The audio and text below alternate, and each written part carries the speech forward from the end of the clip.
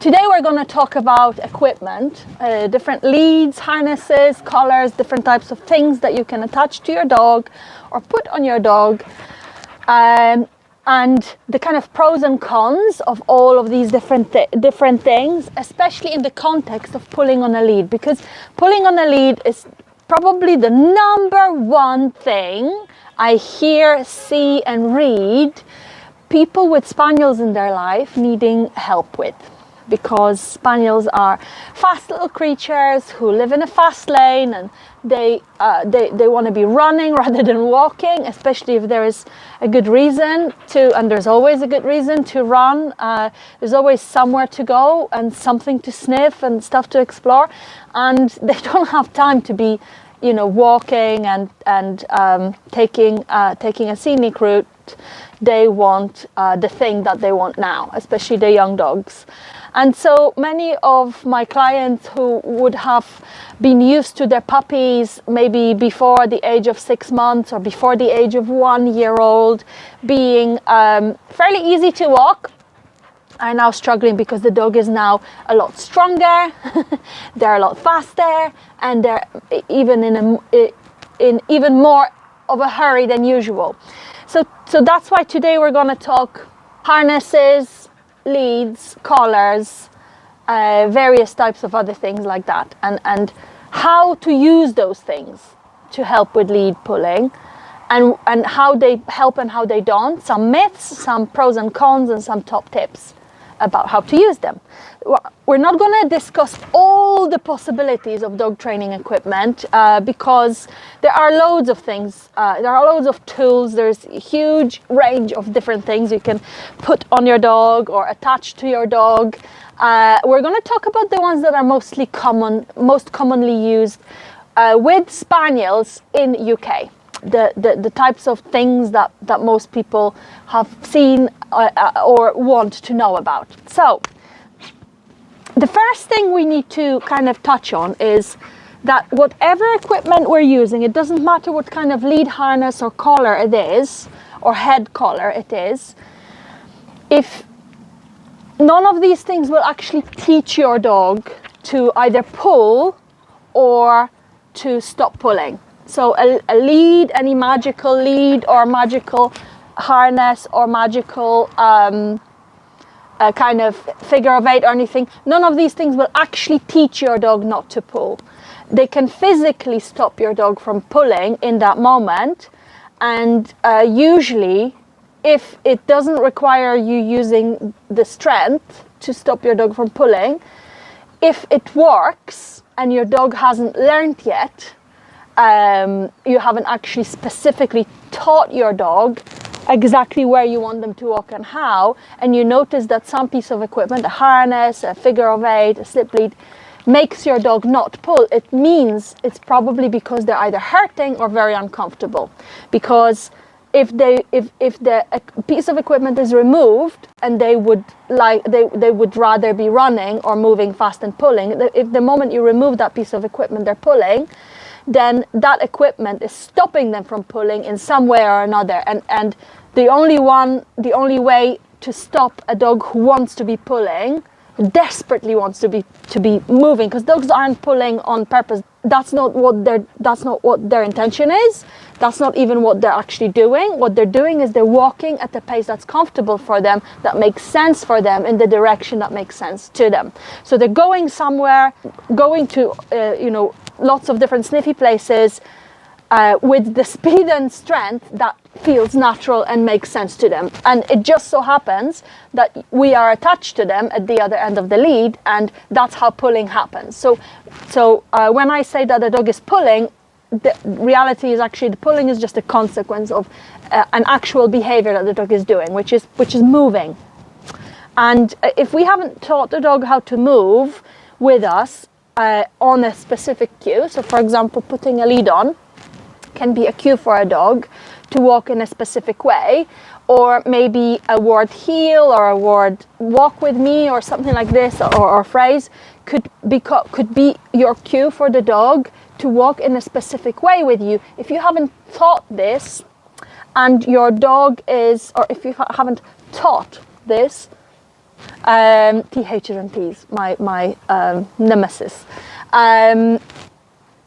If you haven't taught your dog how to walk in that specific way that you want, and your dog is suddenly walking beautifully because you put a specific piece of equipment, then you can fairly easily expect that your dog is not comfortable and that something's probably pain or discomfort is stopping them. Okay, so I just want to make you guys aware of this because everyone who is in this group, I'm pretty sure, wants the very best for the dog, and I know that you guys really care about your dog having a lovely time. Sweetheart, please move. And I know that you guys want both for you and your dog to enjoy the walk. And sometimes there are very good reasons why why restricting a dog in that way, even if it involves some discomfort for the dog, so long as it's not causing long-term harm, is the right thing to do. If the person who is walking the dog is frail or at a risk of injury, if a dog is at a risk of injury to themselves or others, then then that's going to have to be the choice, right? But or if you are in the middle of your training project and you're teaching your dog how to walk nicely, but your dog currently doesn't know yet how to walk nicely, and you need to safely transport your dog to the park where they can be off lead, then as a temporary measure you might be using something that's not very comfortable for your dog, and that makes sense as well. There isn't a right and wrong necessarily. Every dog is different, every situation is different, and you guys have to make a decision. But I want your decision. I want you to have all the information that you need to make that decision. So what's the right thing for you to walk your dog in? If your dog spends a lot of time on the lead, then the less discomfort your dog is experiencing, the better. So if your dog has to walk on a figure of 8 for a figure of 8 lead, I'll talk to you about that in a minute. That's one of very, very common solutions that people use with Spaniels, because it does stop dogs from pulling typically in that moment, and the very reason why it does is because dogs hate it. It's very uncomfortable, and for some dogs it's actually really painful.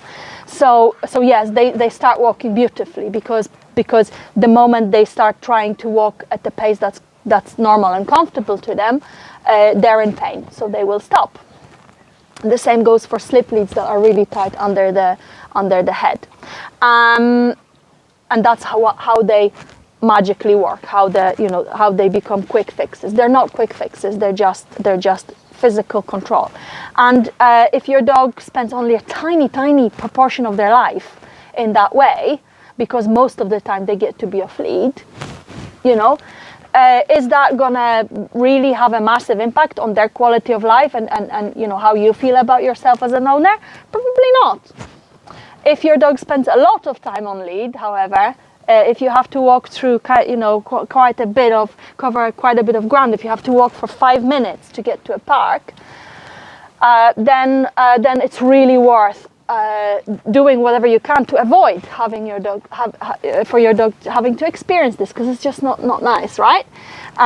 So now the actual bits of equipment. Raven, can you move, please? So guys, we're gonna start by talking about the slip lead, because it's a traditional bit of gun dog equipment. It's a very simple type of lead, and it's just a loop. It's a lead that kind of there isn't a clip necessarily. It just has a loop at the end and a kind of a ring, and it usually has a toggle as well, which then stops the lead from tightening too much, or it can stop the lead from opening up too much. It's however you set it up. So if the toggle is on this side, then the dog can't open the lead any further than that little toggle or tag. And if we push it through this ring, then it works the opposite way. So the little tag stops the lead from tightening too hard on the dog's throat. Dogs who work in the field, so who go into brambles, into cover, into bushes, are typically naked, which means they're not wearing a harness or a collar, because these are possible snag risks, and the dogs, obviously we don't want anything to happen to the dog, getting snagged or caught or stuff. So the less the dog is wearing in that situation, the better, when a dog is in the working on dog. That's why slip leads are fantastic, because you just put them over the dog's head, and now you've got the dog with you on some sort of under some sort of control, if you need that, right? Without your dog having to wear a collar. But of course, you guys are all aware as well that wearing a collar or wearing something with a tag with the owner's information, contact information, is a legal requirement in UK. But slip leads are popular with all kinds of gun dogs, including Spaniels, because of this gun dog connection. And that is the beauty of slip leads, that you just literally slip them over the head, and it's very quick, very easy. There's no kind of having to fiddle with clips and all that kind of stuff, like finding the clip if your fingers are frozen, and you're finding it quite hard to open the clip and stuff. This is really brilliant. That's the pro of a slip lead. So if your dog already knows how to walk nicely without pulling, this is a brilliant, fabulous little bit of equipment. The way this is used normally, there's two ways in which people use these slip leads, but the way this is normally used is that it's put over the dog's head. If the dog isn't pulling, then there's no issue whatsoever. Just walk on a nice loose lead together.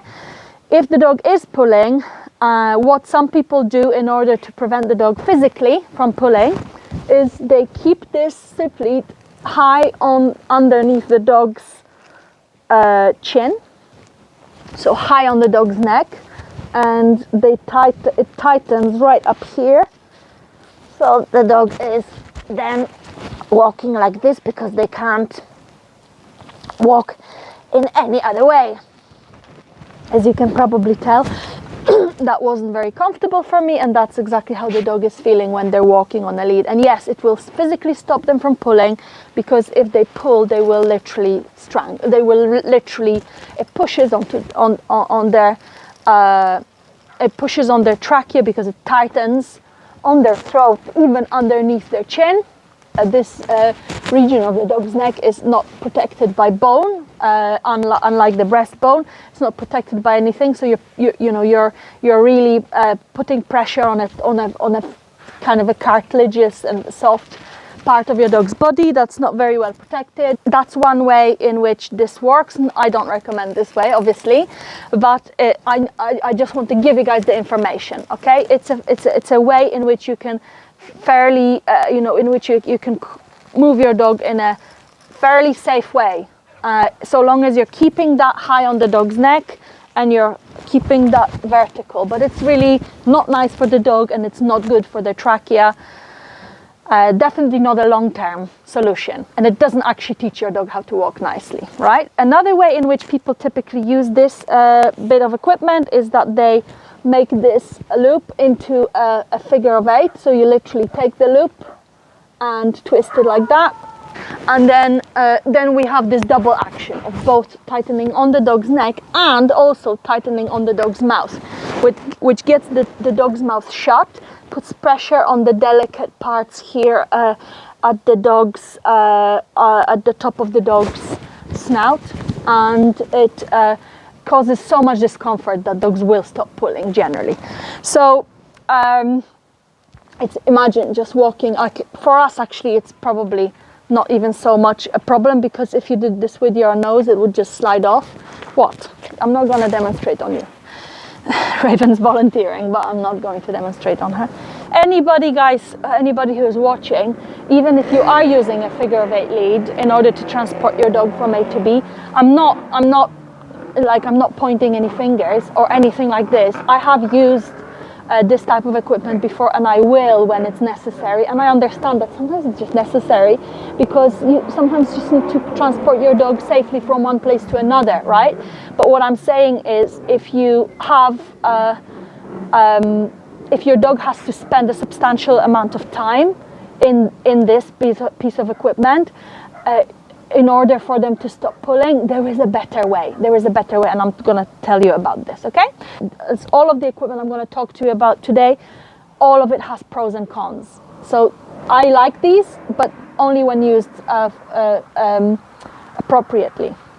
Harnesses.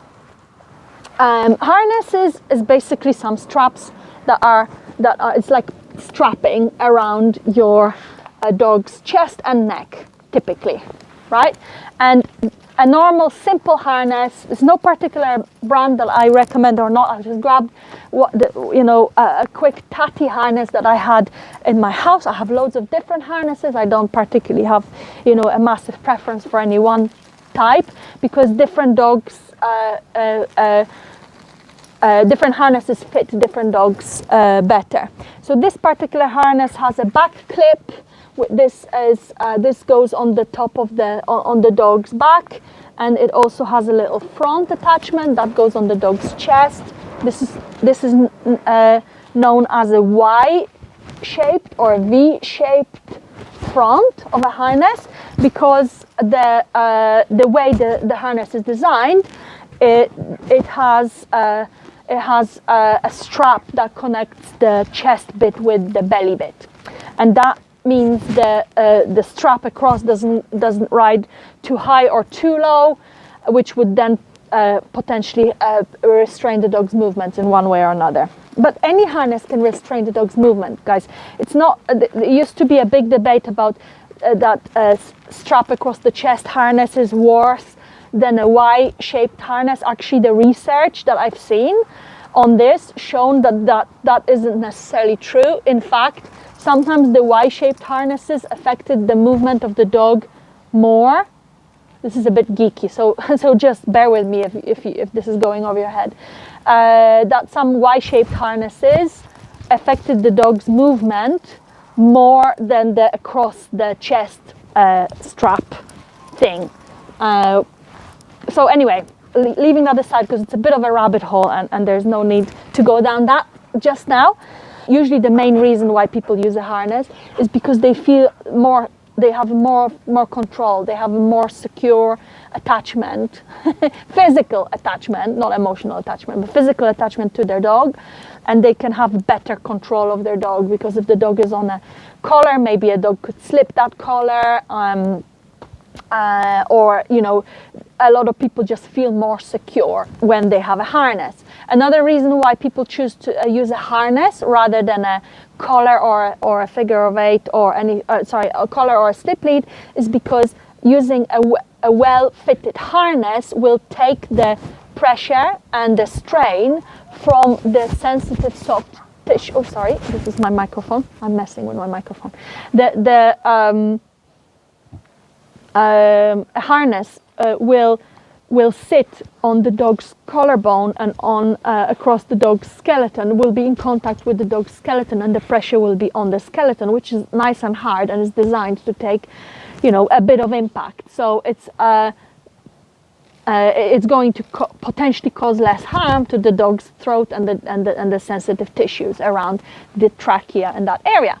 Another reason why sometimes people choose a harness over the other pieces of equipment is because they want to stop the dog from pulling, and they're just looking for a solution. What kind of tool will stop the dog from pulling?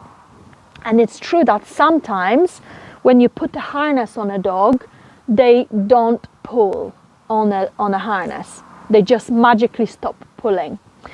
If that happens for you, chances are, unfortunately, I'm sorry to have to say, but chances are that if your dog pulls on just the collar, and when you put the harness on they don't pull, but you've never taught them specifically how to walk, then they're not pulling because they're not comfortable much of the time. And that not comfortable could be because some dogs are so sensitive. You should see this little madam just right now. Because they're so sensitive that having something on their body makes them a bit like that, and it's kind of almost kind of freezes them up a little bit, and they're like they're not pulling because they're so focused on this sensation around their body where the harness is in contact that that's why they're not pulling. But you can definitely have a better, more secure hold on your dog, especially if your shoulders are actually hurting from your dog's pulling. If you, with certain types of harnesses, so this harness, like I mentioned earlier, has a front and a back attachment, and this back attachment is, I don't want your kisses just right now. This back attachment, you can clip a lead to that, and you can, if you have a double-ended lead, you can also clip the lead to the front as well. So you have one clip of a lead in the front, one clip to the back, and now it's almost like reins, like you're having horse reins. So you have a better control. You can also, and some people do, attach just in the front. But the problem with that is with Spaniels is their chest is so low and their feet are so mobile and fairly short in comparison to other in comparison to other breeds, like their legs aren't particularly long, that if you just use the front attachment, the dogs will often get tangled. So that's some solutions with a harness. Myth, very common myth that you'll be told on any forum, in any Spaniel group or any other group, is people will tell you don't use a harness on your Spaniel or on any dog, because a harness will teach your dog or encourage your dog to pull. Total nonsense. A harness will not encourage your dog to pull, and will certainly not teach your dog to pull. Your actions will. The equipment that we're using isn't teaching our dogs all that much, to be honest. But if your dog has a harness on, and when they push into that harness with the front, and they push it into the harness because they're in a hurry and they feel there is a resistance, there's something holding them back, and they push against that tension, and if while they're in a harness they push against that tension, you holding them back on a lead, and they get to move forward, that's teaching them to pull, because they're learning that in order to keep moving forward, they just have to drop their weight down, push into that harness, and that will get them to where they want to get to. But the same can be said about a normal collar as well, and any other piece of equipment. The only bits of equipment the dog will not do that, they will not even try pushing their weight into, is a type of equipment that causes them pain when they try. And that's how it works. And yes, it does work, guys, but I want you to be aware of how it works, because for most of you, I think everybody in Spaniel People group, all of you care about how your dog is feeling, and you don't really want to have to use that kind of consequence, or that kind of a lot of people are just so desperate because it's literally a fight and a struggle, and as a temporary measure, sometimes that's the right thing to do. But just keep in mind that there are better ways. Okay? So, and I'm going to tell you about those as well. What I forgot to mention is you'll see this in some dog training circles, including some gun dog training circles. We're going to take a quick step back towards the slip lead topic, that some gun dog trainers or some just other trainers will use a slip lead like this, but much, much, much thinner, or just the kind of the collar bit that's much, much, much thinner. There's loads of different names on this. Garrote is one name, and the other thing is it's like dog controller or something. There's different names on this. I actually am using my USB charging cable. So often a thinner slip lead is used because a thinner slip lead will cut into the dog's tissue even more and cause more pain. So if you use a really, really thin object, it will hurt the dog even more, and that will give you the power and control to stop them from pulling. But I do know, guys, that you are, while you're listening, you think, No, that doesn't sound right. That doesn't sound like something I want to be doing with my dog, probably. I hope so. So we're moving swiftly on. Normal flat collar. There's also variations on this. There is martingale collars. There's all kinds of different colors. There's also different types of harnesses, but we're not going to go too deep into that because we could stay there for a very long time. But I want to show you, that's what Raven has on her just now. She has just a normal flat collar. In fact, I made this collar for her myself. And it's just a buckle collar. Just a very simple collar, nothing fancy about it, and there is a lead attached to it, and this lead so with a collar you're going to have a combination of a lead and a collar. The same with a harness, you're going to have a combination harness and a lead. With a slip lead you just have the slip lead. Okay. So do you know this saying that if you have a cocker, you basically don't own a cocker, you wear a cocker? So I'm just wearing my cocker right now. Yeah, so this lead here has 2 attachment points. So it has 2 clips, and I could clip those 2 clips to one of them could be clipped to her collar, and one of them can be clipped to itself. So for example, along this lead there is another attachment point. This could become my handle, and this here attaches to the dog's collar or harness. These are multi-purpose kind of universal leads, and I like this because it gives me both the kind of big range for my dog's movement, and you know Spaniels, they often need quite a bit of space to kind of turn around and sniff and go from side to side when they're free sniffing, and sometimes I can make it nice and short for when I need to heel her over the road, across the road, or when we're going past somewhere or in a narrow space. Okay, so a combination of a flat collar and a lead is fine as well. Better if your dog isn't pulling, because if they're pulling, we have the same problem as with the slip lead. The flat collar isn't going to tighten on the dog's neck, but it's still going to put pressure in there. And even worse, if a dog gets to lunge forwards, time and time again, it's causing a lot of impact on their throat, and it's not good. Okay, so that's these pieces of equipment. I also want to share this piece of equipment with you. This is a long line. This is a 10-meter long line. That is another fabulous piece of equipment that I recommend, especially for those of you whose dog pulls on the lead, because very often when we give the dog more space to move, the pulling gets less. But this only happens if a dog isn't pulling in any specific direction. If they're pulling because they want to be sniffing everything around them, that's when the long lead can help you, because it gives the dog the freedom to move around without having to throw themselves into the lead, even if they're running to some degree. So that's the pro of a long lead. The con, the downside of a long lead, is that you need to learn how to handle it, because it's not always safe. If you don't know how to handle it, a dog could gain a lot of momentum and hit into the end of the long lead and cause you an injury, because by now they've gathered quite a lot of speed.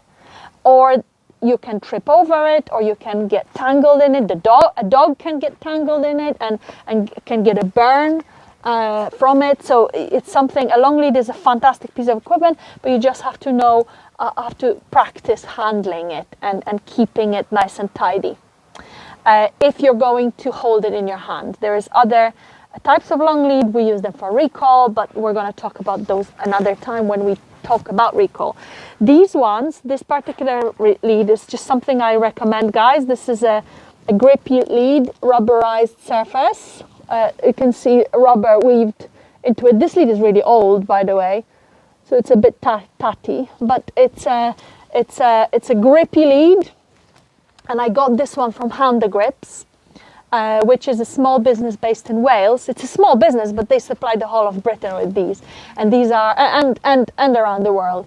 And these are just absolutely brilliant, really well made, handmade by someone I actually trust and know. Now the solution to the pulling problem. So if an equipment isn't going to solve completely your pulling problem, because the only way you can stop your dog from pulling by using a harness or a figure of eight is actually causing your dog pain and discomfort, and you don't want to do it, what do you do then? Here is your answer. What you're going to do is you're going to do two things simultaneously. You're going to use some form of management. My coffee is cold by now, apart from the fact that it's been stepped into by a Spaniel. Not long ago, it's actually gone completely cold. So that means I've been talking to you, waffling along for too long. I'm gonna get to the point now. So on one hand, you're going to prevent your dog from practicing pulling, because we all know that practice makes permanent.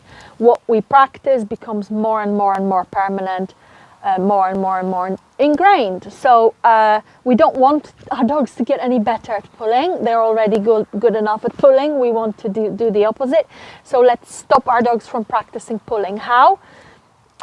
This depends on every dog, like every dog and owner, every dog and their human situation, scenario, context is different, and your solution might be different to somebody else's.